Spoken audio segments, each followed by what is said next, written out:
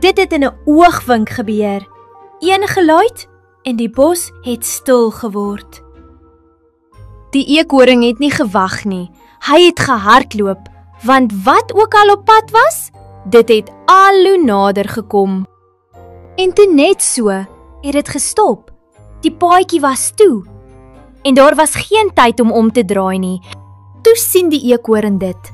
'n Klein opening, net groot genoeg. En skielik was daar hoop. Die eekhoring het nie 2 keer gedink nie. Hy het gedruk, gestoot en teergekom. Aan die ander kant het die bos weer stil gevoel. Die gevaar was verby en die eekhoring was veilig. En dit was die dag wat die bos iets belangriks geleer het. Partykeer is die dapperste ding nie om weg te hardloop nie, maar om mooi te kyk. En môre sou 'n nuwe avontuur begin.